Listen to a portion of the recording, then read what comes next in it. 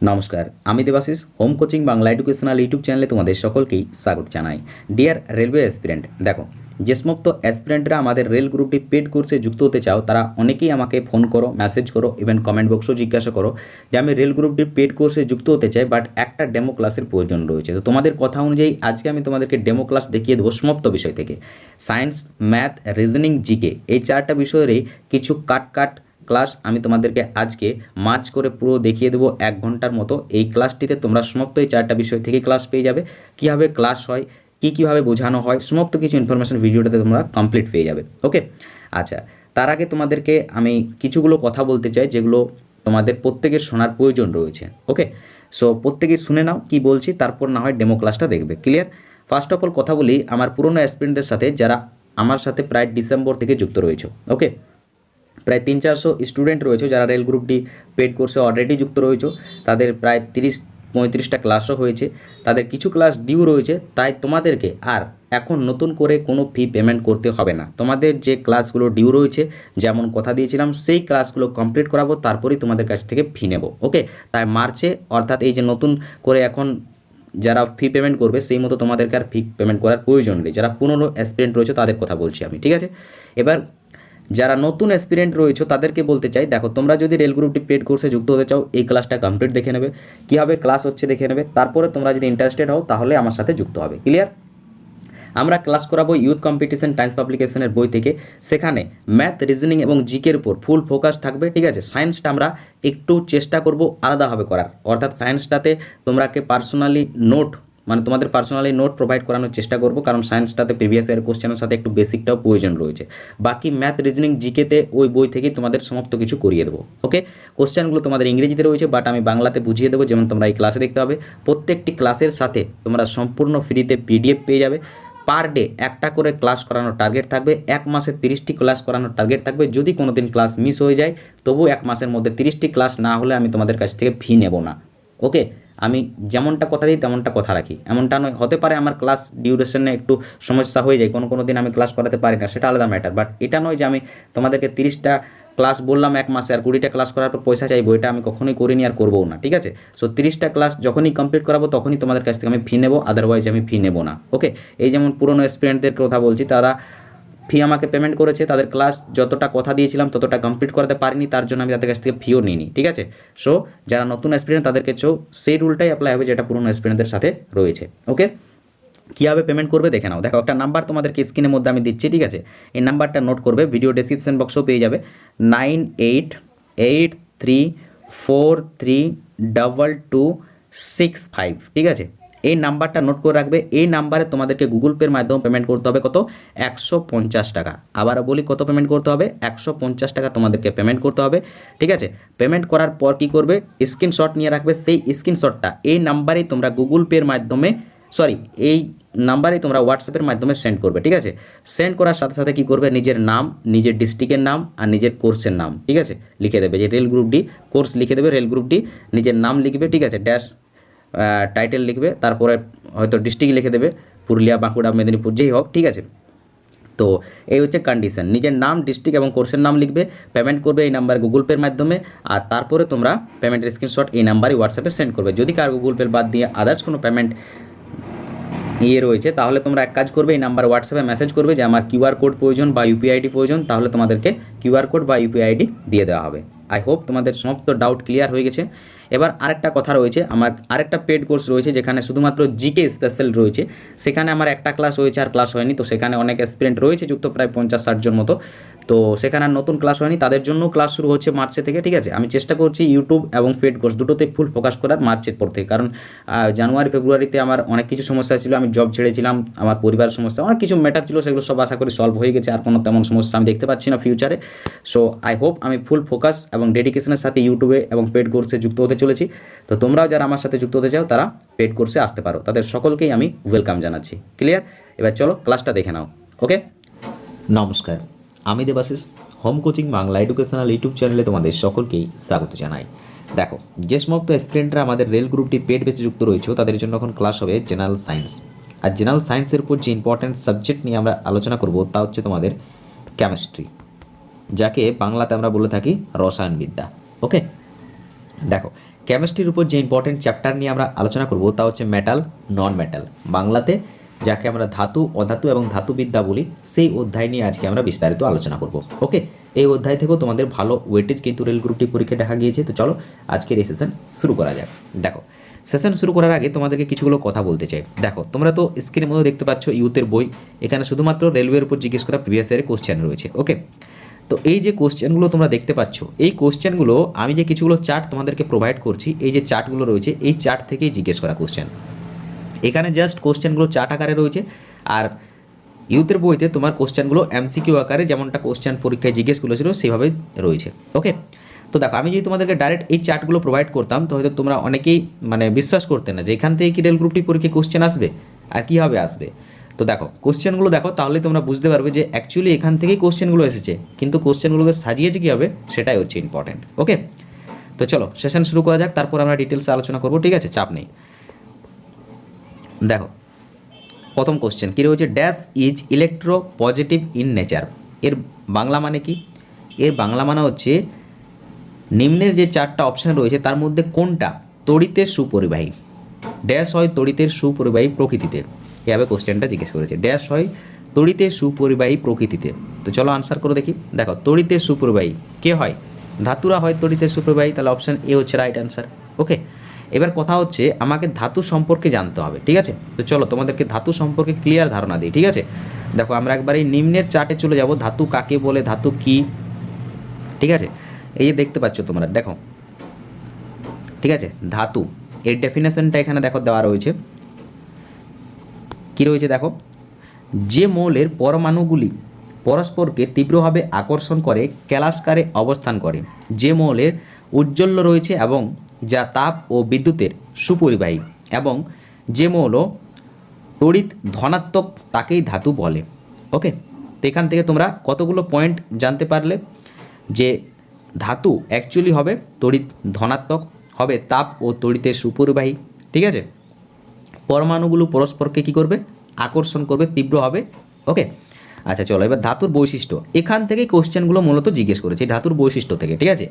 So এই বৈশিষ্ট্যগুলো যদি তোমরা মাথায় রাখতে পারো তাহলে কিন্তু আনসারগুলো করতে পারবে, নতুবা কিন্তু আনসারগুলো করতে পারবে না। ওকে, তা আমি তোমাদেরকে ধাতুর বৈশিষ্ট্যগুলো বলে দিচ্ছি, তারপর আমরা কোশ্চেনে যাচ্ছি। দেখো, ধাতুর বৈশিষ্ট্য কী রয়েছে এখানে, ধাতুগুলি সাধারণত কঠিন হয়, ধাতু সাধারণত কঠিন হয়, বাট সব কিছুতেই এক্সেপশনাল রয়েছে, ব্যতিক্রম রয়েছে। তো দেখো, এখানে ব্যতিক্রম রয়েছে পারদ ধাতু। পারদ ধাতু কী হচ্ছে, তোমাদের সাধারণ উষ্ণতায় তরল থাকে, আর এটাই তোমাদের পরীক্ষায় জিজ্ঞেস করবে, আর এটা জিজ্ঞেস করেওছে, ঠিক আছে। সাধারণ উষ্ণতায় তরল পাওয়া যায় এমন ধাতুর নাম করো, নিম্নে চারটা অপশান দিয়ে দেবে, তো রাইট অ্যান্সার হয়ে যাবে তোমাদের পারদ। ক্লিয়ার?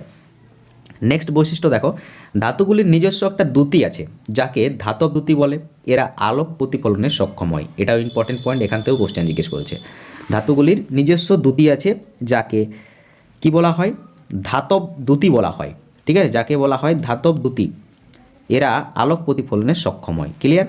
আচ্ছা চলো 3 নম্বর পয়েন্ট দেখো কী রয়েছে, ধাতুগুলি দৃঢ়, ঘাতসহ এবং নমনীয় হয়। ধাতুরা সাধারণত নমনীয় হয়, সফট আকৃতির। ওকে, আচ্ছা চতুর্থ পয়েন্টটা দেখো, ভীষণ ইম্পর্টেন্ট পয়েন্ট, ধাতু কী হয়, তাপ এবং তড়িতের সুপরিবাহী হয়। ধাতু হয় তাপ এবং তড়িতের সুপরিবাহী।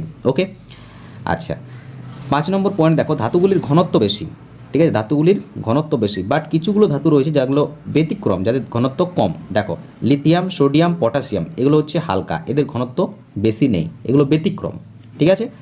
আচ্ছা 6 নম্বর পয়েন্ট দেখো, ধাতুগুলোর যে গলনাঙ্ক ও স্ফুটনাঙ্ক সেটা বেশি হয়, ধাতুগুলির গলনাঙ্ক ও স্ফুটনাঙ্ক বেশি হয়, বাট ব্যতিক্রমও রয়েছে। দেখো, সিজিয়াম, গ্যালিয়াম, মার্কারি এরা ধাতু হলো, এদের গলনাঙ্ক স্ফুটনাঙ্ক কম হয়, ঠিক আছে। এই ব্যতিক্রম জিনিসগুলো কিন্তু নোট করবে। ক্লিয়ার? পরবর্তী পয়েন্টটা দেখো, পয়েন্ট নাম্বার 7 কি বলছে, ধাতুকে আঘাত করলে একটি বিশেষ শব্দ নির্গত হয় যাকে ধাতব শব্দ বলে। ধাতুকে যদি তোমরা আঘাত করো, ধরে নাও লোহা একটা ধাতু, সেই লোহাকে যদি তোমরা আঘাত করো তাহলে একটা কি আওয়াজ হয়, ঠিক আছে, সেই আওয়াজটা কি বলা হয়, সেই আওয়াজটাকে বলা হয় ধাতব শব্দ। ক্লিয়ার? দেখো, কিছু ব্যতিক্রম ধাতু রয়েছে যেগুলোকে তোমরা যদি আঘাত করো তাহলে শব্দ হবে না, তার মধ্যে বিসমাথ, বিসমাথ হচ্ছে ধাতু, বাট যদি তোমরা এটাকে আঘাত করো তাহলে কিন্তু কোনো আওয়াজ হবে না। ক্লিয়ার?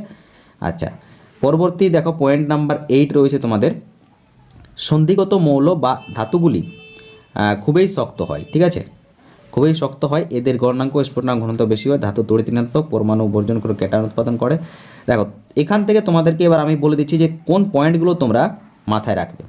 পয়েন্ট নাম্বার 1, ধাতুগুলি সাধারণত কঠিন হয়, এটা মনে রাখবে। ব্যতিক্রমটাও মনে রাখবে। ক্লিয়ার? আচ্ছা, পয়েন্ট নাম্বার 4, এটাও মনে রাখবে, ধাতুর তাপ ও তড়িতের সুপরিবাহী। ওকে। আচ্ছা, এবার তোমরা পয়েন্ট নাম্বার 6, এটাও মনে রাখবে, ধাতুগুলি হচ্ছে গলনাঙ্ক ও স্ফুটনাঙ্ক বেশি, বাট কিছু ব্যতিক্রম রয়েছে, সিজিয়াম, গ্যালিয়াম, মার্কারি, এদের গলনাঙ্ক ও স্ফুটনাঙ্ক কম হয়। ক্লিয়ার? পয়েন্ট নাম্বার 7 মনে রাখবে, ধাতুকে আঘাত করলে শব্দ নির্গত হয়, ব্যতিক্রম হচ্ছে বিস্মাত।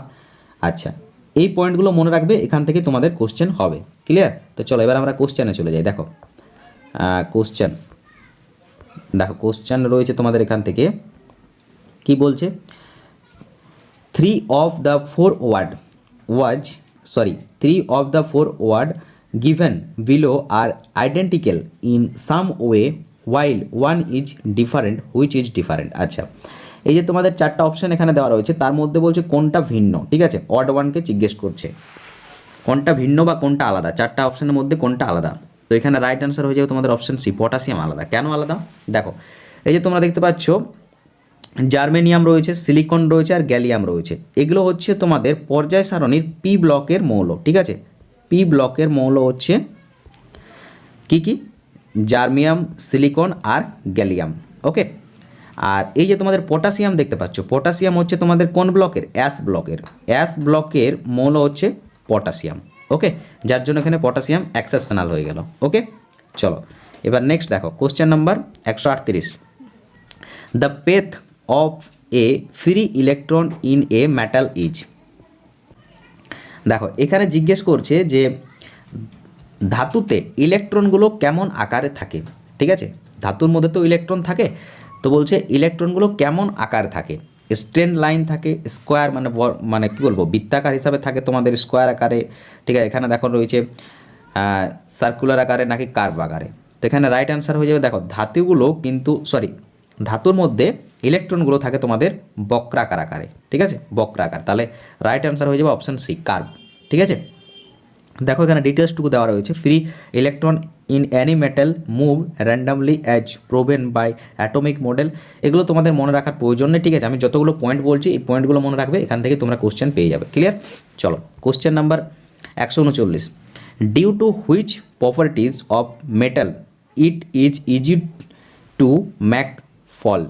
ঠিক আছে, এখানে কি বলছে দেখো, যে নিম্নের কোন ধর্মের দ্বারা ফয়েলস তৈরি হয়। নিম্নের কোন ধর্মের দ্বারা, মানে ধর্মে বলতে এখানে ধাতুর ধর্ম জিজ্ঞেস করছে। ঠিক আছে, নিম্নের ধাতুর কোন ধর্মের দ্বারা ফয়েলস তৈরি হয়। ঠিক আছে, ফয়েলস মানে কি?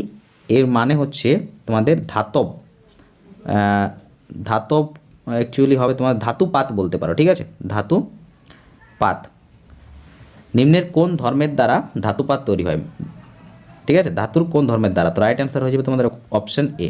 ঠিক আছে, ম্যালাবিলিটি মানে নমনীয়তা দ্বারা ধাতুপাত তৈরি হয়। দেখো ধাতু থেকে ধাতুপাত তৈরি করতে গেলে কোন ধর্মের প্রয়োজন হয়? তোমাদের নমনীয়তার প্রয়োজন হয়, যেটা হচ্ছে একটা কিসের বৈশিষ্ট্য? ধাতুরই বৈশিষ্ট্য, নমনীয়তা, যেটা তোমাদের একটু আগে আমি বললাম। ক্লিয়ার? তো সেখান থেকে দেখো কোশ্চেন জিজ্ঞেস করেছে।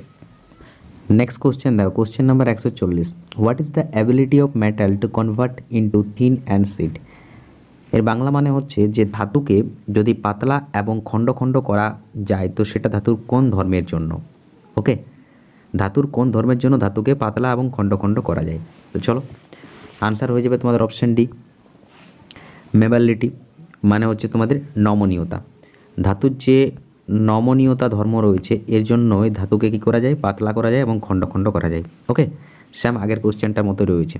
চলো নেক্সট কোশ্চেন দেখো, কোশ্চেন নাম্বার 141, 1 মিনিট জুম করে নিচ্ছি যদি বুঝতে অসুবিধা হচ্ছে। দেখো, which of the following is incorrect about metal. বলছে ধাতুর সম্পর্কে কোনটা সঠিক নয়। ঠিক আছে, ধাতুর সম্পর্কে কোনটা সঠিক নয় সেটা জিজ্ঞেস করছে। তো চলো পড়ে নাও। দে আর ডাকটাইল অ্যান্ড মেবেল মানে হচ্ছে ধাতু নমনীয়, এটা একদম ঠিক রয়েছে। চলো অপশান বি বলছে they are conductor of heat and electricity, ধাতু বলছে তাপ এবং তড়িতের সুপরিবাহী, এটাও ঠিক রয়েছে। They have high melting point and boiling point, ধাতুর একটা হাই মেল্টেনিং পয়েন্ট এবং বয়েলিং পয়েন্ট রয়েছে, এটাও ঠিক। ঠিক আছে, কারণ অধাতুর লো মেল্টেনিং এবং লো বয়েলিং পয়েন্ট রয়েছে। ক্লিয়ার? তারপর দেখো দে আর ইলেকট্রিক্যালি নেগেটিভ, এটা দেখো হবে না, অপশন ডি হবে আমাদের সঠিক। কেন বলো তো? কারণ দেখো অপশন বিতে কী বলছে, they are conductor of heat and electricity. যদি তাপ এবং তড়িতের সুপরিবাহ হয় তাহলে কখনোই কিন্তু ইলেকট্রিক্যালি নেগেটিভ হবে না। ঠিক আছে, তাহলে অপশন ডি হবে এই প্রশ্নের সঠিক আনসার। ঠিক আছে, অপশন বি হবে এই প্রশ্নের সঠিক আনসার। ক্লিয়ার? চলো নেক্সট দেখো। নমস্কার, আমি Debashis, home coaching Bangla educational YouTube চ্যানেলে তোমাদের সকলকেই স্বাগত জানাই। দেখো, যে সমস্ত অ্যাসপিরেন্টরা আমাদের রেল গ্রুপ ডি পেড বেছে যুক্ত রয়েছে তাদের জন্য এখন ম্যাথের ক্লাস হবে। আর ম্যাথ থেকে যে ইম্পর্টেন্ট চ্যাপ্টার নিয়ে আমরা আলোচনা করব তা হচ্ছে train and distance. Very important chapter. এই চ্যাপ্টার থেকে খুব ভালো ওয়েটেজ রেলওয়ে পরীক্ষায় দেখা যায়। তো দেখো, অলরেডি আমরা এই চ্যাপ্টার থেকে একটি ক্লাস করিয়েছি। সেখানে আমরা ইউথ কম্পিটিশন টাইমস পাবলিকেশনের বই থেকে টাইপ 1 থেকে শুরু করে টাইপ 4 পর্যন্ত সমস্ত প্রিভিয়াস ইয়ারের কোশ্চেন আলোচনা করেছি, যে কোশ্চেনগুলোর ওয়েটেজ ছিল ইজি থেকে মডারেট। আর আজকে আমরা ট্রেন চ্যাপ্টারটা পুরো কমপ্লিট করে দেবো। আজকে আমরা টাইপ 4 থেকে শুরু করে টাইপ 8 পর্যন্ত সমস্ত মডারেট থেকে টাফ কোশ্চেন আলোচনা করব, যে কোশ্চেনগুলো তোমাদের রেল গ্রুপটি পরীক্ষায় জিজ্ঞেস করেছিল। প্রত্যেকটি কোশ্চেন আমরা খুব ইজি থেকে ইজি ওয়েতে সলিউশন করব। সঙ্গে তোমরা পিডিএফ হোয়াটসঅ্যাপ গ্রুপে পেয়ে যাবে। তো চলো আজকের এই সেশন শুরু করা যাক। দেখো, টাইপ নাম্বার 5 কোশ্চেন নাম্বার 55 কি বলছে, a 300 metre long train crosses a platform in 39 second while crosses a pole in 18 second, what is the length of the platform. এর বাংলা মানে হচ্ছে, একটি 300 মিটার দৈর্ঘ্য ট্রেন একটি প্ল্যাটফর্মকে 29 মিনিটে ক্রস করে, যেখানে একটা পোলকে ক্রস করতে সময় নেই 18 সেকেন্ড, তাহলে প্ল্যাটফর্মের দৈর্ঘ্য কত? তো দেখো, কিছু বেসিক নলেজ তোমাদেরকে প্রথমে দিয়ে দিই। তোমাদেরকে আমি আগেই বলেছিলাম যে একটা ট্রেন একটা জড় বস্তুকে ক্রস করে, তার মানে হচ্ছে ট্রেন তার নিজের দৈর্ঘ্যকে ক্রস করে। জড় বস্তু বলতে ধরে নাও কোনো একটা ব্যক্তি সে স্ট্যান্ডিং পজিশনে রয়েছে, কোনো একটা ঘর, কোনো একটা গাছ, কোনো একটা বাড়ি, কোনো একটা পোল, যে কোনো কিছু যেটা কনস্ট্যান্ট থাকে জড় বস্তুর আকারে, সেটাকে যদি ক্রস করা বোঝায়, তার মানে ট্রেনটা জাস্ট তার নিজের দৈর্ঘ্যটাকে ক্রস করছে। ক্লিয়ার?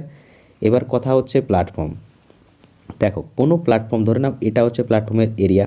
ঠিক আছে, তো প্ল্যাটফর্মকে ক্রস করার অর্থ হচ্ছে প্ল্যাটফর্মের যেটা নিজস্ব দৈর্ঘ্য সেই দৈর্ঘ্যটাকে সে ক্রস করবে প্রথমে, তারপরে তার নিজের দৈর্ঘ্যটাকে ক্রস করবে, তবে গিয়ে প্ল্যাটফর্মটা টোটাল ক্রস করা বোঝাবে। ওকে, ধরে নাও এটা ট্রেনটা, এই ট্রেনটা যখন এইখানে আসবে তার মানে কি পুরো প্ল্যাটফর্মে যেটা দৈর্ঘ্য ছিল সেটাকেও সে ক্রস করছে, তারপরে নিজের দৈর্ঘ্যটাকেও ক্রস করছে, তবে গিয়ে প্ল্যাটফর্ম থেকে ট্রেনটা বিচ্ছিন্ন হচ্ছে। ওকে, বুঝতে পেরেছো? তো এই জিনিসটাই এবার এই কোশ্চেনতে তোমরা কাজে লাগাও।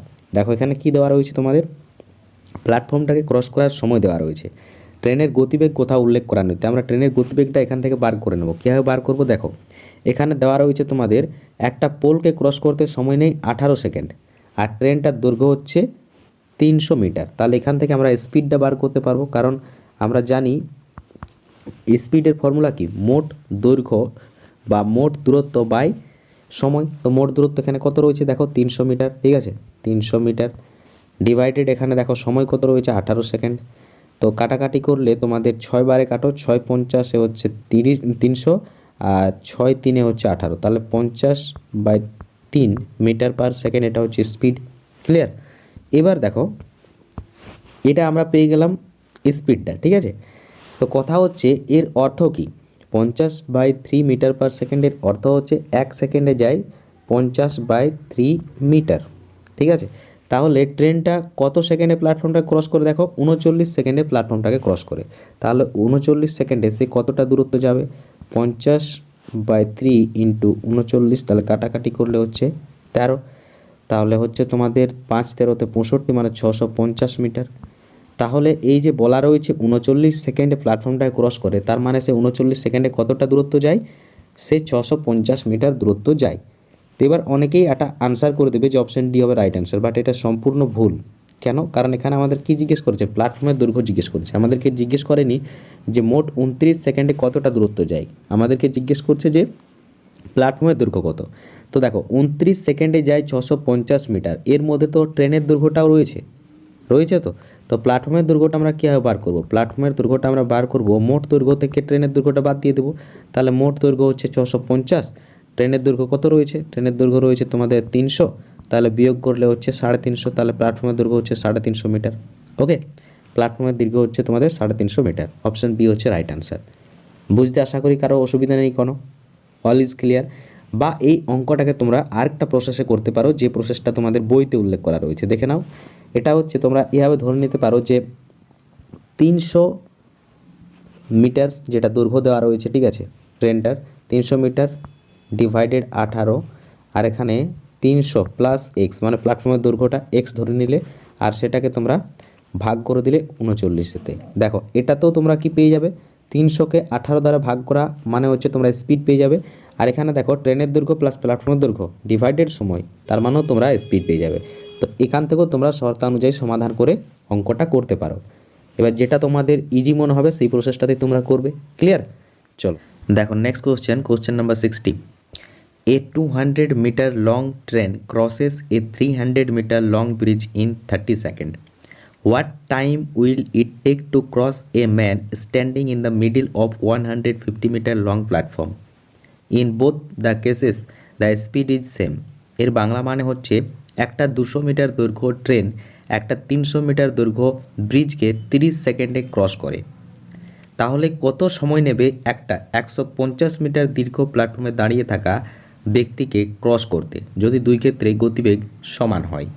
ওকে, তো দেখো এখানে কি বলছে, এখানে বলছে যে একটা ব্রিজ রয়েছে, সেই ব্রিজটাকে ক্রস করতে 30 সেকেন্ড একটা ট্রেন সময় নেই। ওকে, তাহলে সেই ট্রেনটাই বলছে একটা প্ল্যাটফর্মে দাঁড়িয়ে থাকা ব্যক্তিকে ক্রস করতে কত সময় নেবে। তো তোমাদেরকে আমি কি বললাম, যদি ট্রেনের প্ল্যাটফর্ম বলে বা ব্রিজ বলে ক্রস করতে, তার মানে হচ্ছে প্ল্যাটফর্ম বা ব্রিজের দৈর্ঘ্য প্লাস ট্রেনের দৈর্ঘ্য ক্রস করা। ওকে, আর যদি কোনো ব্যক্তি স্ট্যান্ডিং থাকে, কোনো জিনিস যদি কনস্ট্যান্ট থাকে আর সেটাকে ক্রস করা বোঝায়, তার মানে জাস্ট ট্রেনের দৈর্ঘ্যটা ক্রস করা। ওকে, তো এখানে আমরা সেটাই দেখে নেব। দেখো এখানে আমরা ট্রেনের দৈর্ঘ্য কত দেখতে পাচ্ছি, ট্রেনের দৈর্ঘ্য আমরা এখানে দেখতে পাচ্ছি কত দেওয়া রয়েছে, 200 মিটার। ওকে, আচ্ছা ব্রিজের দৈর্ঘ্য কত দেওয়া রয়েছে, দেখো ব্রিজ এখানে দেওয়া রয়েছে তোমার 300 মিটার। ওকে, তাহলে টোটাল দূরত্ব কত হচ্ছে, টোটাল দূরত্ব হচ্ছে 500 মিটার। ঠিক, তো এই 500 মিটার দূরত্ব ক্রস করতে কত সময় নিয়েছে, 30 সেকেন্ড সময় নিয়েছে। তাহলে এখান থেকে আমরা গতিবেগ বার করতে পারবো। স্পিড সমান হচ্ছে মোট অতিক্রান্ত দূরত্ব ডিভাইডেড সময়, তাহলে কাটাকাটি করলে কত হচ্ছে, 50/3 মিটার পার সেকেন্ড হচ্ছে গতিবেগ। ওকে, এইবার দেখো এখান থেকে কোশ্চেনটা চেঞ্জ হয়ে যাবে। এখান থেকে কোশ্চেনটা কোন ওয়েতে যাচ্ছে সেটা ভালোভাবে লক্ষ্য করো। আমরা জেনে গেলাম গতিবেগ হচ্ছে 50 মিটার পার সেকেন্ড। তো এর বাংলা মানে কি, এর বাংলা মানে হচ্ছে 50/3 মিটার দূরত্ব যায় 1 সেকেন্ডে, 1 সেকেন্ডে। ওকে, তাহলে 1 মিটার দূরত্ব কত সেকেন্ডে যাবে, তাহলে কি হয়ে যাবে এখানে 1/50 ডিভাইডেড 3। তাহলে এটাকে আমরা এভাবেও লিখতে পারি যে 3/50, যেহেতু উপর 1 রয়েছে তাহলে সংখ্যাটা পাল্টে যাবে। ক্লিয়ার? তো এবার দেখো এখানে আমাদেরকে কি বলা হয়েছে, 150 মিটার দীর্ঘ একটা প্ল্যাটফর্মের মাঝখানে একটা মানুষকে ক্রস করবে ট্রেনটা। তো একটা দাঁড়িয়ে থাকা মানুষকে ক্রস করার অর্থ কি, ট্রেন তার জাস্ট নিজের দৈর্ঘ্যটাকে ক্রস করবে। তো ট্রেনের দৈর্ঘ্য কত দেওয়া রয়েছে, 200 মিটার দেওয়া রয়েছে। ওকে, তো সিম্পল 200 মিটার যেতে কত সময় লাগবে, তাহলে 200 গুণিত এখানে কত রয়েছে, 3/50। তাহলে এবার দেখো কাটাকাটি করলে হচ্ছে তোমাদের 4, তাহলে কত হচ্ছে, জাস্ট 12 সেকেন্ড। ঠিক আছে, 12 সেকেন্ডে মানুষটাকে ক্রস করে দেবে। অপশান সি হবে রাইট অ্যান্সার। আশা করি বুঝতে কারো অসুবিধা হবে না, খুবই ইজি প্রসেসে করলাম। ওকে, চলো এবার নেক্সট কোশ্চেন দেখে নেওয়া যাক। দেখো কোশ্চেন নাম্বার 61 কি বলছে, a train passes by a stationary man standing on the platform in 5 second and passes by the platform completely in 25 second. If the length of the platform is 300 metre, what is the length of the train. এর বাংলা মানে কি, এর বাংলা মানে হচ্ছে একটা train একটা stationery man যে প্ল্যাটফর্মে দাঁড়িয়েছিল তাকে 5 সেকেন্ডে ক্রস করছে, সেই ট্রেনটাই আবার টোটাল প্ল্যাটফর্মটায় ক্রস করতে সময় নিচ্ছে 25 সেকেন্ড। তাহলে প্ল্যাটফর্মের দৈর্ঘ্য যদি 300 মিটার হয় তাহলে ট্রেনের দৈর্ঘ্য কত সেটা আমাদেরকে নির্ণয় করতে হবে। ওকে, বুঝতে পেরেছো? তো কীভাবে কী করবো দেখে নাও। ঠিক আছে, কোশ্চেনগুলো খুবই ইজি প্রসেসে করছি, তোমাদের বুঝতে কোনো অসুবিধা হচ্ছে না তো, মানে যে প্রসেসটা আমি বলছি সেটা তোমাদের মাথায় ঢুকছে, এটাই আমি জানতে চাই। ওকে, তো এখানে দেখো ট্রেনের আমাদের দৈর্ঘ্যটা দেওয়া নেই। ঠিক আছে, তো আমরা কিভাবে কি করব এই জিনিসটা এবার লক্ষ্য করো। দেখো আমরা কি জানি, গতিবেগ সমান স্পিড সমান কি জানি বলো? স্পিড সমান আমরা জানি ডিস্টেন্স বাই টাইম, ঠিক? তো এখানে দেখো ডিস্টেন্স আমাদের দেওয়া রয়েছে, ডিস্টেন্সটা প্রত্যক্ষভাবে নেই, পরোক্ষভাবে দেওয়া রয়েছে। অর্থাৎ এখানে দেখো ট্রেনের দৈর্ঘ্যটা আমাদের দেওয়া নেই, কিন্তু বলা রয়েছে যে একটা স্টেশনারি ম্যানতে দাঁড়িয়ে থাকা ব্যক্তিকে 5 সেকেন্ডে ক্রস করছে। তাহলে আমরা এখানে সিম্পল ট্রেনের দৈর্ঘ্যটা ধরে নেব, ঠিক আছে? ট্রেনের দৈর্ঘ্য কত ধরবো? ট্রেনের দৈর্ঘ্য ধরে নিচ্ছি আমরা এক্স মিটার। ওকে, তাহলে এখান থেকে আমরা গতিবেগ বার করতে পারবো যে এক্স মিটার দৈর্ঘ্য অতিক্রম করতে সময় নেই 5 সেকেন্ড। ওকে, তাহলে একটা গতিবেগ আমরা পেয়ে গেলাম। অপর দেখো আর কীভাবে আমরা গতিবেগ বার করতে পারি? আমরা বার করতে পারি প্ল্যাটফর্মের দৈর্ঘ্যটা কত দেওয়া রয়েছে? 300 মিটার দেওয়া রয়েছে। তাহলে 300 মিটার প্লাস হচ্ছে ট্রেনের দৈর্ঘ্য এক্স মিটার ডিভাইডেড কত সময় রয়েছে? দেখো 25 সেকেন্ডে ক্রস করছে টোটাল প্ল্যাটফর্মটাকে। তাহলে এখান থেকেও আমরা গতিবেগ বার করতে পারি। এবার দেখো শর্তানুসারে এই জিনিসটাকে যদি আমরা সমাধান করি তাহলে ইজিলি কোশ্চেনটা সলভ করতে পারবো। ওকে, খুবই সহজ, তেমন টাফ নয়। দেখো আড়াআড়ি গুণ করো, ঠিক আছে? তাহলে এখানে হচ্ছে তোমাদের 25x সমান হচ্ছে 3 5 15 সমান হচ্ছে 1500 প্লাস হচ্ছে 5x। তাহলে এখানে তোমরা ডাইরেক্ট লিখতে পারো 20x। এবার যদি বলো 20x কীভাবে হলো, দেখো এখানে 5x প্লাস রয়েছে, এদিকে আনলে তোমাদের মাইনাস হবে, তাহলে 20x সমান হচ্ছে 1500। ওকে, তাহলে x সমান কত হবে? 1500 ডিভাইডেড 20। তাহলে কাটাকাটি করলে কত হবে? দেখো 75 হবে কাটাকাটি করলে।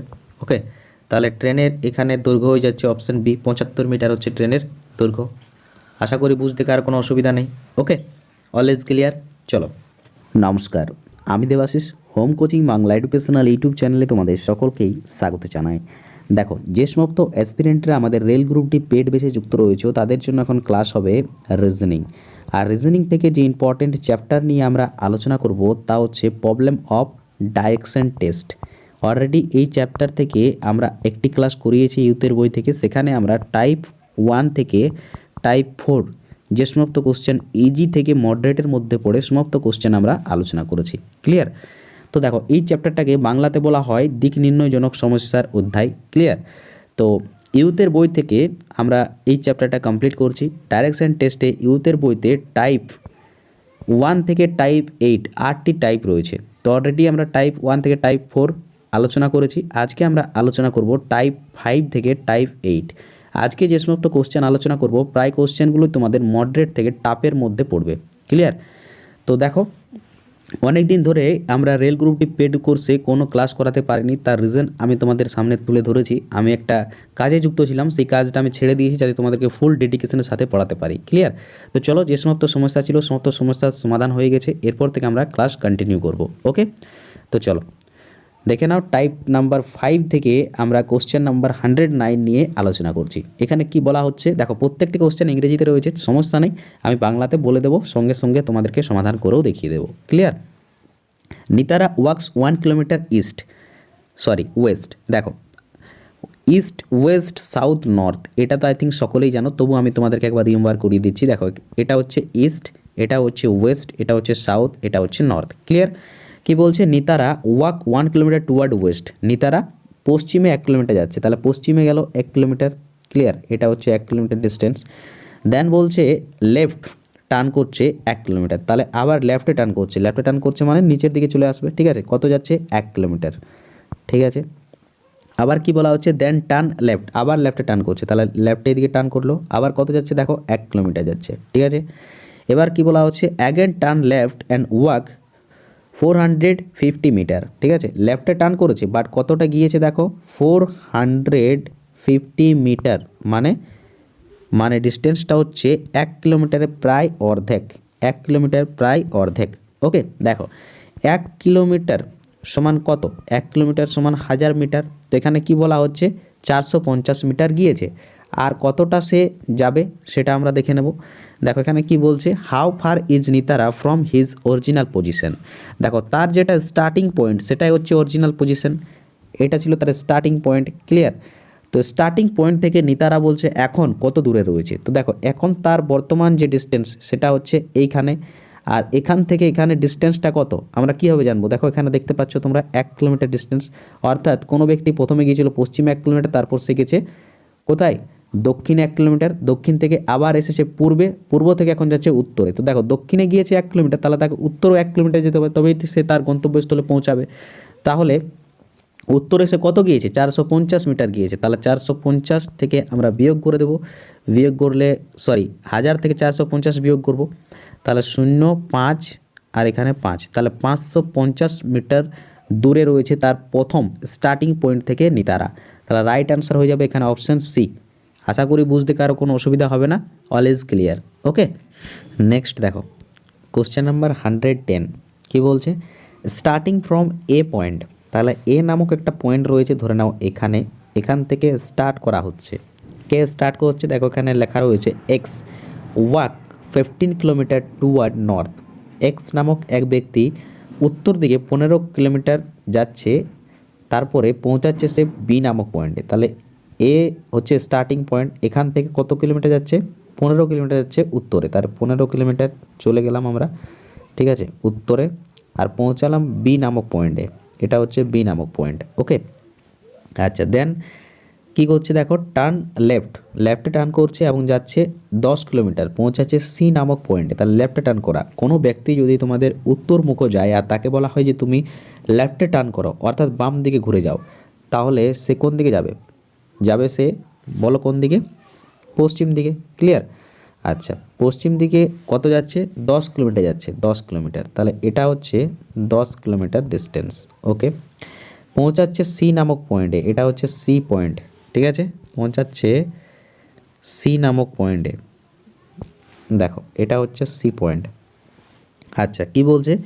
দেন turn right and walk 10 kilometre, তারপর রাইটে যাচ্ছে কত? 10 কিলোমিটার, ঠিক আছে।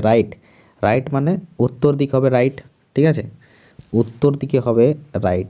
কত যাচ্ছে দেখো? 10 কিলোমিটার যাচ্ছে, তাহলে এটা হচ্ছে তোমাদের 10 কিলোমিটার। ওকে, আচ্ছা, তারপরে কি বলছে দেখো, পৌঁছাচ্ছে কোন পয়েন্টে? ডি পৌঁছাচ্ছে, তাহলে এখানে হচ্ছে ডি পয়েন্ট। এবার দেখো কি বলছে, ফাইনালি হি টার্ন রাইট, আবার রাইটে টার্ন করছেন, walk 30 kilometre to reach E point. আচ্ছা, এখান থেকে এবার কত গেছে সে? 30 কিলোমিটার গিয়েছে, ঠিক আছে, 30 কিলোমিটার গিয়েছে, পৌঁছাচ্ছে কোন পয়েন্টে? ই পয়েন্টে। ওকে, এইবারে কোশ্চেন কি বলছে সেটা বুঝে নাও। কোশ্চেন বলছে যে find the distance between A and E. এই যে এ রয়েছে, ঠিক আছে, এখান থেকে ই এর ডিস্টেন্সটা কত সেটা তোমাদেরকে নির্ণয় করতে হবে। এখান থেকে এই ডিস্টেন্সটা নির্ণয় করতে হবে। ক্লিয়ার? কোশ্চেনটা খুবই টাফ কোশ্চেন, অত সহজে কিন্তু সমাধান করতে পারবে না প্রায় 90% স্টুডেন্ট, ঠিক আছে। দেখো এখানে অনেক লজিক রয়েছে, এখানে বুঝতে হবে এখানে কি বার করতে বলা হচ্ছে, এ থেকে ই এর ডিস্টেন্স। আর তুমি যদি ভাবো যে এ থেকে ই এর ডিস্টেন্স কত, এই যে প্রথমে 15 যাচ্ছে, তারপর 10 যাচ্ছে, 25, কিন্তু 25 আনসার কোথাও লেখা রয়েছে কি? লেখা নেই, ঠিক আছে। এবার তুমি যদি এইভাবে ভাবো যে এখান থেকে এতটা গিয়েছে 10, আবার এখান থেকে এতটা 20, তো এটাও হবে না, ঠিক।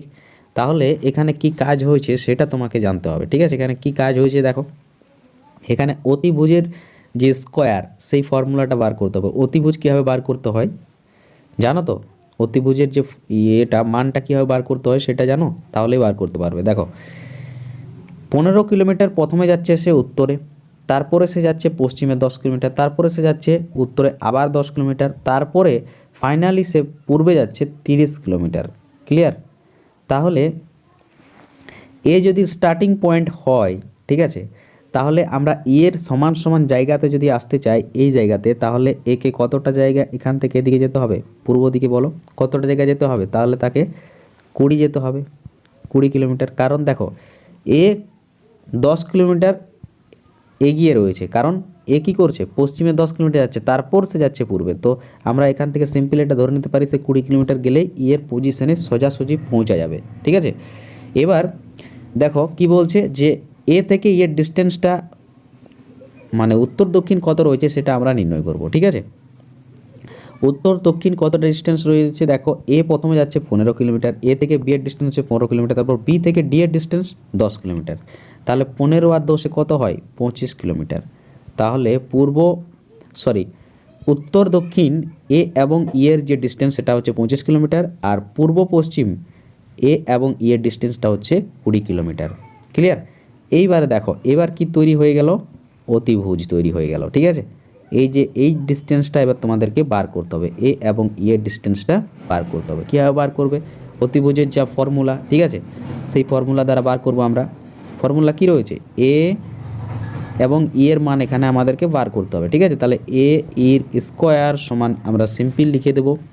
এখানে দেখো কত রয়েছে, লম্ব 25 তার স্কোয়ার, আর এখানে ভূমি কত রয়েছে 20 তারও square.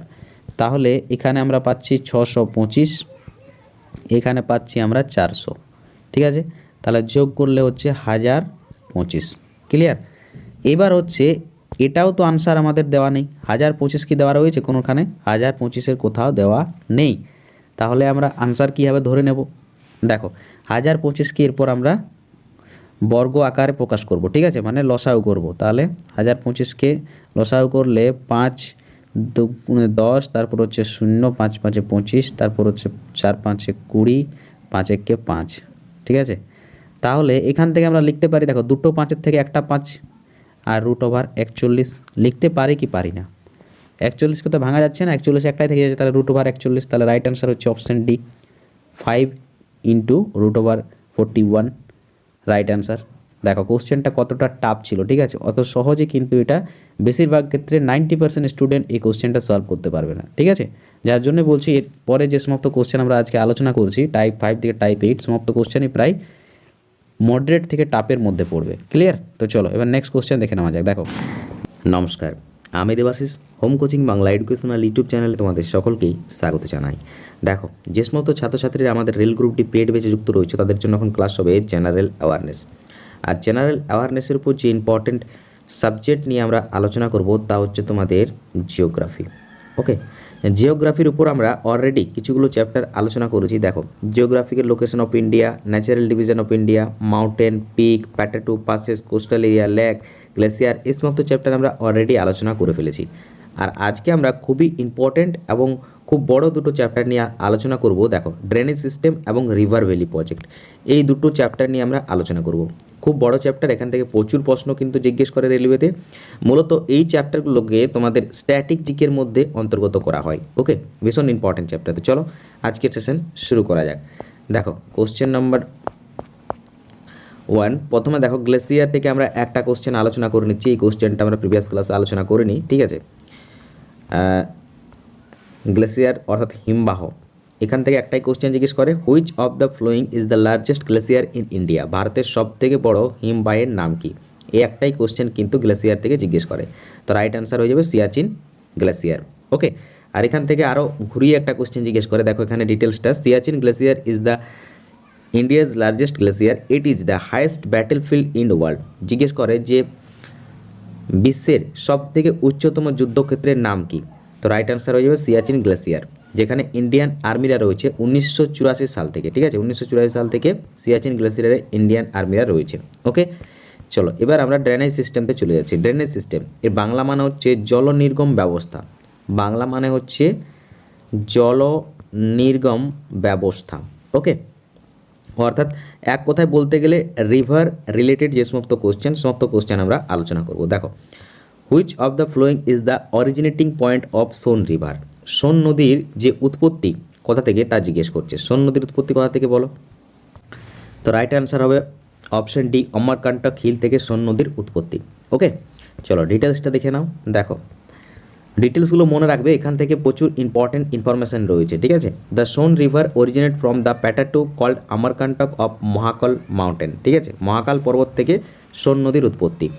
It's others name is Hiranyavah, it is the major southern tributary of Ganga, the total length of this river 780 kilometre.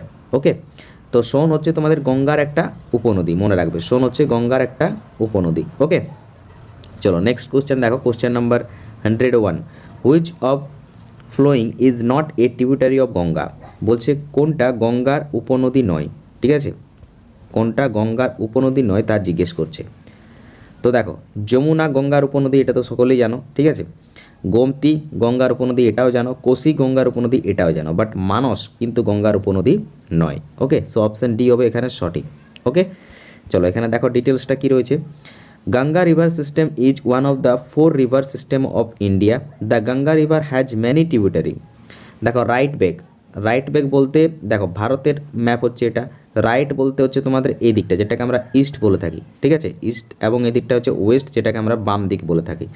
তো দেখো গঙ্গার রাইট মানে পূর্ব দিকে, ভারতের পূর্ব দিকে কোন কোন উপনদী রয়েছে? দেখো যমুনা, পুন্নাম নয়, পুনপুন আর দামোদর, ঠিক আছে, এই তিনটা নদী হচ্ছে তোমাদের গঙ্গার পূর্ব দিকে প্রবাহিত উপনদী। আর গঙ্গার পশ্চিম দিকে প্রবাহিত উপনদী হচ্ছে তোমাদের গোমতী, ঘাঘরা, গণ্ডক এবং কোসি। ওকে, চলো নেক্সট দেখো question number 102, which of this river is a tributary of Ganga? নিম্নের কোন নদীটা বলছে গঙ্গার উপনদী? তো দেখো বিয়াজ গঙ্গার উপনদী নয়, তুঙ্গভদ্রা গঙ্গার উপনদী নয়, গণ্ডক তোমাদের হচ্ছে এখানে গঙ্গার উপনদী, বাকি মানস কিন্তু গঙ্গার উপনদী নয়। ওকে, নেক্সট দেখো question number 103, Yamuna and Gomti river the tributary of which river? Yamuna এবং গোমতী এই দুই নদী কোন নদীর উপনদী তা জিজ্ঞেস করছে। তো যমুনা এবং গোমতী হচ্ছে গঙ্গার উপনদী, একটু আগে আলোচনা করা হয়েছে। চলো নেক্সট দেখো question number 104, the Ramganga river passes through which national park? Ramganga নদী বলছে কোন জাতীয় উদ্যানের মধ্য দিয়ে প্রবাহিত হয়েছে? তো রাইট অ্যান্সার হবে option D, gym Corbett national park. দেখো এখানে ডিটেলসটা, gym Corbett national park is located in Uttarakhand. It was founded in 1936 as name of Henry national park. দেখো যদি তোমাদেরকে জিজ্ঞেস করে ভারতের সব থেকে পুরাতন ন্যাশনাল পার্কের নাম কি, তখন রাইট অ্যান্সার হয়ে যাবে তোমাদের হেনরি ন্যাশনাল পার্ক, যার বর্তমান নাম হচ্ছে Jim Corbett national park. Okay, পূর্বতম নাম হচ্ছে তোমাদের Henry national park. Clear? Next দেখো Jhelum, Chenab, Ravi, Beas, Sutlej are also tributary of. এটা ভীষণ ইম্পর্টেন্ট কোশ্চেন, পরীক্ষায় বহুবার জিজ্ঞেস করেছে। ঝিলাম, চেনাব, রবি, বিয়াজ এবং সতলুজ কোন নদীর উপনদী তা জিজ্ঞেস করছে। দেখো এখানে রাইট অ্যান্সার হয়ে যাবে অপশন এ, ইন্ডাস, যেটাকে বলে থাকি সিন্ধু। সিন্ধুর উপনদী হচ্ছে ঝিলাম নদী, চেনাব নদী, রবি, বিয়াজ এবং সতলুজ। ওকে, দেখো এখানে ডিটেলসটা সিন্ধু সম্পর্কে দেওয়া রয়েছে। Sindhu river originates from Chemayungdung glacier in Manas Sarovar lake in Tibet. It is 3180 kilometre. It is long and one of the major river of the world. Its length in India. দেখো সিন্ধু নদীর উৎপত্তি হচ্ছে চেমাংদুং হিমবাহের মানস সরোবর লেক থেকে। ওকে, সিন্ধু নদীর মোট দৈর্ঘ্য হচ্ছে 3180 কিলোমিটার, যার মধ্যে ভারতে প্রবাহিত হয় 1050 কিলোমিটার। সতলুজ, বিয়াজ, রবি, চেনাব, ঝেলাম হচ্ছে তোমাদের প্রধান উপনদী সিন্ধুর। ওকে, দেখো এখানে দেওয়া রয়েছে রাইট সাইড। আচ্ছা দেখো লেফট সাইডে অর্থাৎ সিন্ধু নদীর ঠিক বাম দিকে তোমাদের প্রধান উপনদী হচ্ছে সতলুজ, বিয়াজ, রবি, চেনাব আর ঝিলাম। আর ডান সাইডে প্রধান উপনদী হচ্ছে সয়ক, কাবুল, কুরম আর গোলাম। ওকে, চলো নেক্সট দেখো কোশ্চেন নাম্বার 106। নেক্সট দেখো 106 নম্বর প্রশ্ন, which of the following is largest river origination from the peninsular region of India? এর বাংলা মানে হচ্ছে যে নিম্নের কোন বৃহত্তম নদী উপদ্বীপীয় অঞ্চল থেকে নির্গত হয়েছে বা উৎপত্তি হয়েছে? ভারতের যে উপদ্বীপীয় অঞ্চল রয়েছে সেখান থেকে কোন বৃহত্তম নদীর উৎপত্তি হয়েছে? তো রাইট অ্যান্সার হবে অপশান ডি, গোদাবরী। উপদ্বীপীয় অঞ্চল থেকে উৎপত্তি হয়েছে গোদাবরী নদীর। দেখো এখানে গোদাবরী সম্পর্কে ডিটেলস দেওয়া রয়েছে। The largest river originating from the peninsular region of India is Godavari. গোদাবরীর দৈর্ঘ্য কত দেখো এখানে দেওয়া রয়েছে 1465 কিলোমিটার।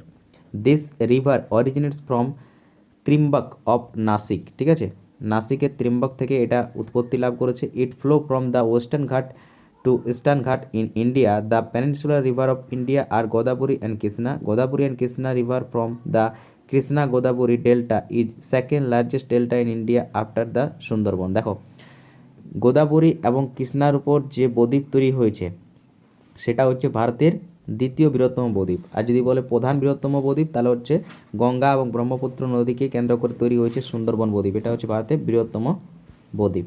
ওকে, চলো নেক্সট কোশ্চেন দেখো। এখানে কোশ্চেন নাম্বার তোমাদের হবে 107, longest river of peninsular India.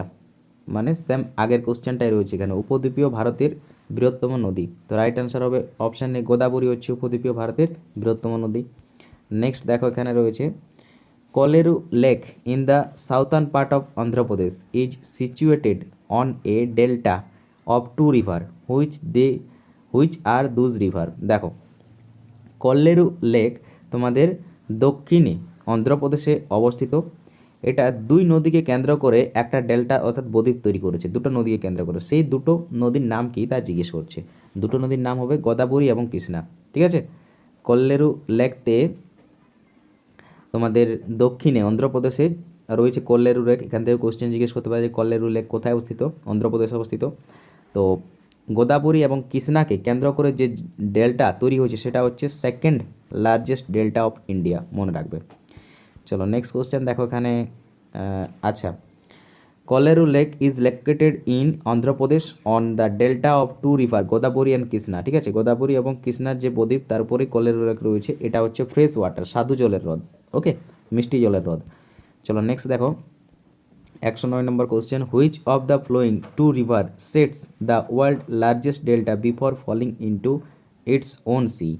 দেখো এখানে বলছে যে বিশ্বের বৃহত্তম বদ্বীপ, বিশ্বের বৃহত্তম বদ্বীপ কোন দুই নদীকে কেন্দ্র করে গড়ে উঠেছে? তো রাইট অ্যান্সার হবে অপশান এ, গঙ্গা এবং ব্রহ্মপুত্র। এই দুই নদীকে কেন্দ্র করে বিশ্বের বৃহত্তম বদ্বীপ গড়ে উঠেছে, যেটাকে বলা হয় সুন্দরবন বদ্বীপ, ঠিক আছে। চলো নেক্সট কোশ্চেন দেখো এখানে রয়েছে question number 110, Delhi is situated on the bank of river. বলছে দিল্লি শহর কোন নদীর তীরে অবস্থিত? দিল্লি শহর কোন নদীর তীরে অবস্থিত বলো? এখানে রাইট অ্যান্সার হবে অপশন এ, যমুনা। যমুনা নদীর তীরে অবস্থিত হচ্ছে দিল্লি শহর, ওকে।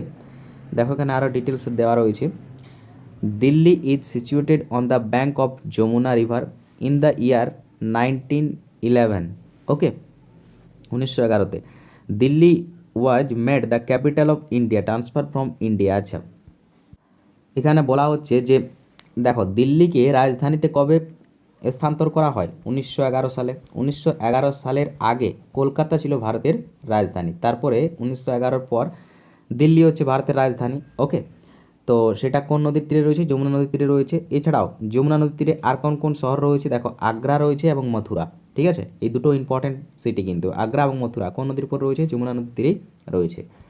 চলো নেক্সট কোশ্চেন দেখো, question number 111, the Narmada and Tapti are flowing toward which direction. দেখো নর্মদা এবং তাপ্তি এই দুই নদী বলছে কোন দিকে প্রবাহিত হয়। দেখো নদী থেকে তোমরা কোশ্চেনগুলো দেখতে পাচ্ছ কীভাবে জিজ্ঞেস করছে, অ্যাকচুয়ালি দিক থেকে জিজ্ঞেস করছে, কোন দিক থেকে প্রবাহিত হচ্ছে, কোন দিকে যাচ্ছে, কোথায় কোন ডেল্টা তৈরি করেছে, ঠিক আছে, উৎপত্তি কোথায়। বেশি ইম্পর্ট্যান্ট হচ্ছে উৎপত্তি এবং কোন দিকে প্রবাহিত হচ্ছে, ক্লিয়ার। চলো দেখো এখানে নর্মদা এবং তাপ্তি কোন দিকে প্রবাহিত হচ্ছে? রাইট অ্যান্সার হবে এখানে অপশন বি, পশ্চিম দিকে। নর্মদা এবং তাপ্তি পশ্চিম দিকের নদী, ঠিক আছে, অর্থাৎ কোন দিকের? ভারতের এই দিকটায়, গুজরাট, ঠিক আছে, পাঞ্জাব, পাকিস্তান, এই দিকে হচ্ছে তোমাদের নর্মদা এবং তাপ্তি নদীর প্রবাহিত স্থান, ওকে। দেখো এখানে ডিটেলস কী দেওয়া রয়েছে, the river Narmada, Tapti, Sabarmati and Mahi flow toward the West, ঠিক আছে। এই চারটা নদী তাহলে এখানে নোট করবে, ঠিক আছে। সবরমতি এবং মাহি এই দুটো নদীও কিন্তু এই গুজরাট রয়েছে তোমাদের এদিকে, আর রাজস্থান রয়েছে, মধ্যপ্রদেশ, মধ্যপ্রদেশ নয়, মহারাষ্ট্র, কর্ণাটক, এই সমস্ত রাজ্য দিয়ে প্রবাহিত হয়েছে এই চারটা নদী, ঠিক আছে। আচ্ছা এখানে দেখো আরও ডিটেলস দেওয়া রয়েছে তোমাদের। নর্মদা নদীর উৎপত্তি কোথায় হয়েছে? অমরকন্টক, ঠিক আছে, মহাকাল পর্বতের অমরকন্টক পিক থেকে। আচ্ছা তাপ্তি নদীর উৎপত্তি কোথা থেকে হয়েছে? দেখো সাতপুরা রেঞ্জ থেকে। আচ্ছা তারপরে এখানে দেখো আর রয়েছে কি, কোন নদীর উৎপত্তি দেওয়া নেই, এগুলো সব আরব সাগরে পড়েছে। দেখো যখনই তোমাদের, এটা হচ্ছে ভারতের ম্যাপ, এই দিকে যে নদীগুলো মানে পূর্ব দিকে যে নদীগুলো প্রবাহিত হয়েছে সেগুলো সাধারণত বে অফ বেঙ্গল অর্থাৎ বঙ্গোপসাগরে পড়েছে, ঠিক আছে। আর যে নদীগুলো পশ্চিম দিকে প্রবাহিত হয়েছে, এই পশ্চিম দিকে রাজ্য বলতে এখানে রাজস্থান, মহারাষ্ট্র, কর্ণাটক, দেখো যে নদীগুলো তোমাদের পশ্চিম দিকে প্রবাহিত হয়ে গেছে সেগুলো সব কিন্তু পড়েছে কি কোথায়? আরব সাগরে, ঠিক আছে। যেগুলো পশ্চিম দিকে প্রবাহিত নদী সেগুলো বেশিরভাগই আরব সাগরে পড়েছে, যেগুলো পূর্ব দিকে প্রবাহিত নদী সেগুলো সব বঙ্গোপসাগরে পড়েছে, ওকে, মনে রাখবে। চলো নেক্সট কোশ্চেন দেখো, question number 112, Indira Gandhi canal originates from. Indira Gandhi canal কোথা থেকে উৎপত্তি লাভ করেছে বলো? এটা হচ্ছে রাজস্থানের কিন্তু বৃহত্তম ক্যানেল, ঠিক আছে। তো বলো ইন্দিরা গান্ধী ক্যানেল কোথা থেকে উৎপত্তি লাভ করেছে? কমেন্ট করো দেখি, ইন্দিরা গান্ধী ক্যানেল কোথা থেকে উৎপত্তি লাভ করেছে? হারিকা ড্যাম থেকে ইন্দিরা গান্ধী ক্যানেলের উৎপত্তি। ওকে, দেখো গ্রুপ ডিতে জিজ্ঞেস করা কোশ্চেন। চলো ডিটেলস সেখানে দেখে নেবো। দেখো, Indira Gandhi canal is the main canal of Rajasthan. Rajasthan হচ্ছে প্রধান canal. Its old name was Rajasthan canal. এটা পূর্বে রাজস্থান ক্যানেল নামে পরিচিত ছিল। This canal derived from the Harika Dam on the Satluj and Biaj River. This canal supplies water to Rajasthan and Punjab. ওকে, এই যে ইন্দিরা গান্ধী ক্যানেল রয়েছে, এটা দুই নদীকে কেন্দ্র করে গড়ে উঠেছে। কি কি? একটা হচ্ছে সতলুজ, একটা হচ্ছে বিয়াজ। আর এটা কাকে জল সাপ্লাই করে? রাজস্থান এবং পাঞ্জাব, এই দুটি রাজ্যকে জল সাপ্লাই করে থাকে ইন্দিরা গান্ধী ক্যানেল। এটা পূর্বে কী নামে পরিচিত ছিল? রাজস্থান ক্যানেল নামে পরিচিত ছিল। ক্লিয়ার? চলো নেক্সট দেখো, question number 113, which of the following river does not fall in the Arabian sea. এর বাংলা মানে হচ্ছে যে নিম্নের কোন নদী আরব সাগরে পতিত হয়নি তা জিজ্ঞেস করছে। ওকে, তো দেখো তোমাদেরকে খুব সিম্পল ভাষায় বলি, এটা হচ্ছে তোমাদের ভারতের ম্যাপ। যে সমস্ত নদীগুলো তোমাদের পূর্ব দিকে প্রবাহিত হয়েছে বা ইস্ট দিকে প্রবাহিত হয়েছে, সেই সমস্ত নদীগুলোই কিন্তু কোথায় গিয়ে পড়েছে? বঙ্গোপসাগরে গিয়ে পড়েছে। ওকে, আর যে সমস্ত নদীগুলো তোমাদের ওয়েস্ট দিকে অর্থাৎ পশ্চিম দিকে প্রবাহিত হয়েছে, সেই নদীগুলো কোথায় পড়েছে? আরব সাগরে পড়েছে। রাজ্য হিসাবেও তোমরা মনে রাখতে পারো, এখানে তোমাদের পশ্চিমবঙ্গ রয়েছে, ঝাড়খণ্ড রয়েছে, এছাড়া রয়েছে তোমাদের উড়িষ্যা, অন্ধ্রপ্রদেশ। এই সমস্ত রাজ্যের মধ্য দিয়ে যে সমস্ত নদী প্রবাহিত হয়েছে সেগুলো সব বঙ্গোপসাগরে পড়েছে। আর এদিকে হচ্ছে তোমাদের পাঞ্জাব, গুজরাট, মহারাষ্ট্র, কর্ণাটক, এই সমস্ত রাজ্যতে যে সমস্ত নদী প্রবাহিত হয়েছে সেগুলো কিন্তু বেশিরভাগই পড়েছে কি কোথায়? আরব সাগরে। ওকে, তো দেখো এখানে বলছে কোন নদীটা আরব সাগরে পতিত হয়নি। তো সিম্পল, তোমরা সকলেই জানো গঙ্গা নদী। গঙ্গা নদী কোথায় পতিত হয়েছে? বঙ্গোপসাগরে পতিত হয়েছে। বাকি দেখো নর্মদা, তাপ্তি, সবরমতী, এগুলো সব কিন্তু আরব সাগরে পতিত হয়েছে। এই নদীগুলো কোথায়? এই নদীগুলো হচ্ছে পশ্চিম বাহিনী নদী। ওকে, ভারতের নদ নদীকে দুই ভাগে ভাগ করা হয়, পূর্ব বাহিনী নদী আর পশ্চিম বাহিনী নদী। ওকে, চলো নেক্সট কোশ্চেন দেখো, question number 114, the following which river spread in the সপ্ত সিন্ধু রিজিয়ন অ্যান্ড লেটার ড্রাইজ আপ। এর বাংলা মানে হচ্ছে যে নিম্নের কোন নদী সপ্ত সিন্ধু অঞ্চল থেকে ছড়িয়ে পরে তা শুকিয়ে গেছে। তো রাইট অ্যান্সার হয়ে যাবে তোমাদের অপশান সি, সরস্বতী। দেখো এখানে ডিটেলস দেওয়া রয়েছে, Saraswati river is one of the main river mentioned in the mythological Hindu text and the Rigveda. আচ্ছা, যে তোমাদেরকে যদি জিজ্ঞেস করে যে ঋগ্বেদে বা ভারতীয় হিন্দু শাস্ত্রের পুরাতন গ্রন্থে কোন নদীর উল্লেখ রয়েছে, তো রাইট অ্যান্সার হয়ে যাবে সরস্বতী। ঠিক আছে, in a verse from the river sukta of shloka of Rigveda, the river Saraswati is describe as flowing east of Yamuna and west of Sutlej in the later Vedic texts like Tandaya and Jaimini Brahmin. The river Saraswati is described as dry the desert. দেখো এই যে তোমরা সরস্বতী নদী দেখতে পাচ্ছ, এই নদীটাকে বিভিন্ন জায়গায় বিভিন্ন ডেসক্রাইব করা হয়েছে বা বিভিন্ন বর্ণনা করা হয়েছে, সেটা এখানে উল্লেখ রয়েছে। পরে এই নদীটা কিন্তু শুকিয়ে গেছে। ঠিক আছে, দেখো এটা গ্রুপ ডিতে জিজ্ঞেস করা কোশ্চেন। ওকে, চলো নেক্সট কোশ্চেন দেখো, question number 115, which of the following river not originate in India.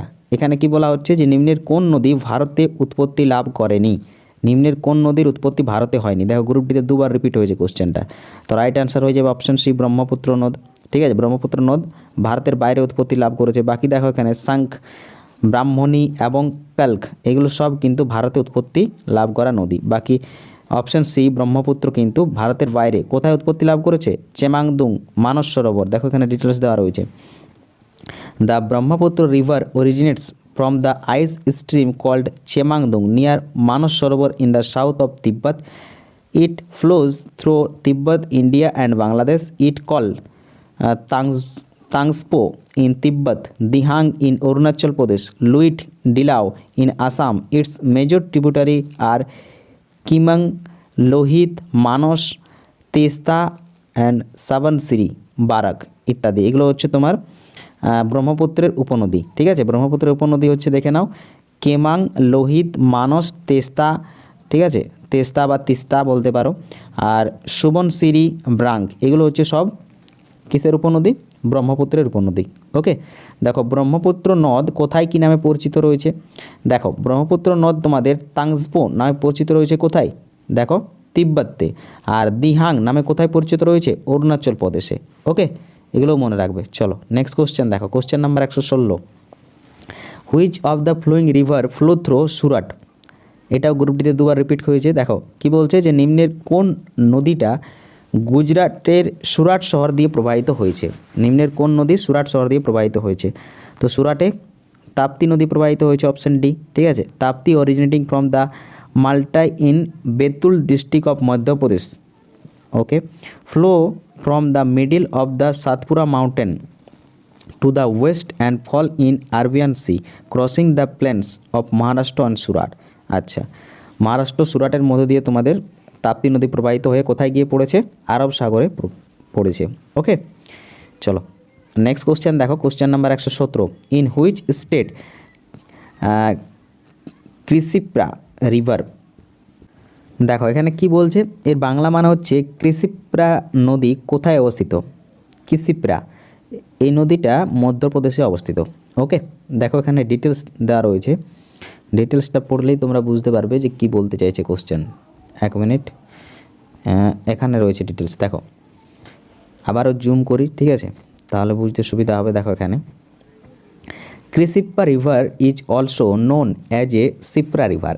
It flow in the state of Madhya Pradesh originating from the north of Dhar district and join the Chambar River in Mandsaur district on the border of Madhya Pradesh and Rajasthan. The city of Ujjain is situated on the bank of the river. Every 12 year the Kumbh Mela takes place here.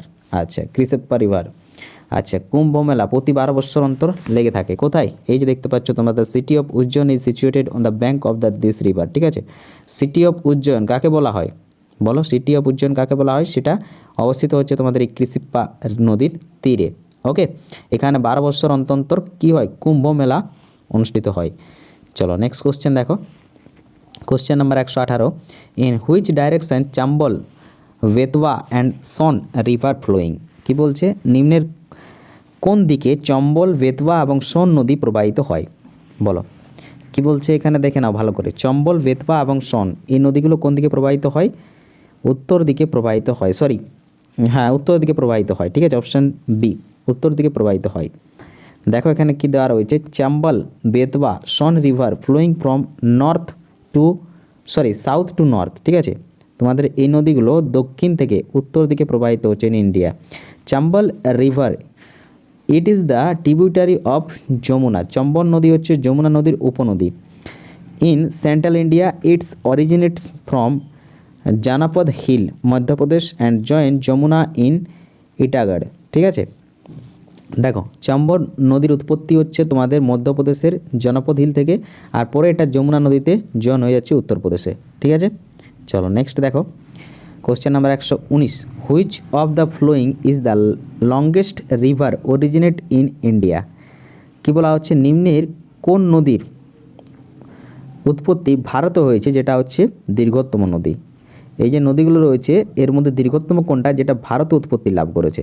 তো right answer হয়ে যাবে option C. ঠিক আছে, গঙ্গা হচ্ছে ভারতে উৎপত্তি লাভ করা দীর্ঘতম নদী।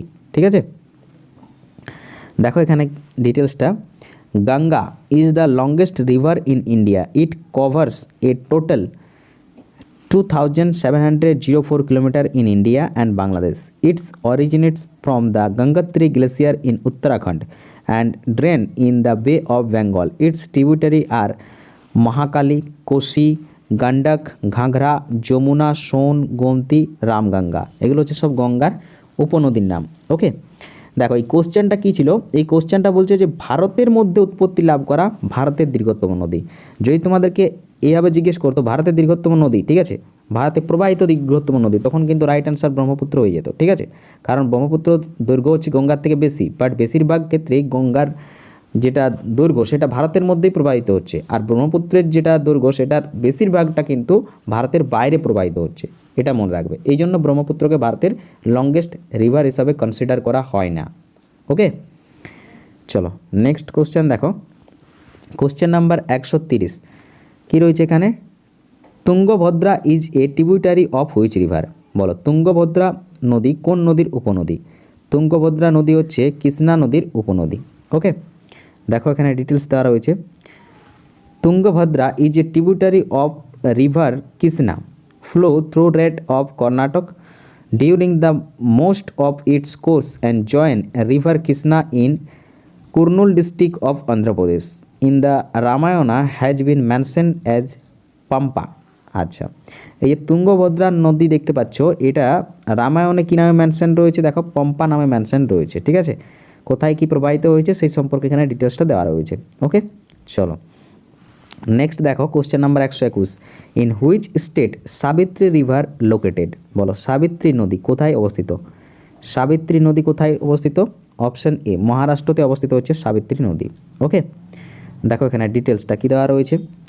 Savitri river originates from the Mahabaleshwar. Mahabaleshwar থেকে সাবিত্রী নদীর উৎপত্তি। In the state of Maharashtra and drain the Arabian sea. এটা আরব সাগরে গিয়ে পতিত হয়েছে। Also Mahabaleshwar is a source of 5 river. আচ্ছা, মহাবালেশ্বর থেকে মোট 5টা নদীর উৎপত্তি। কী কী?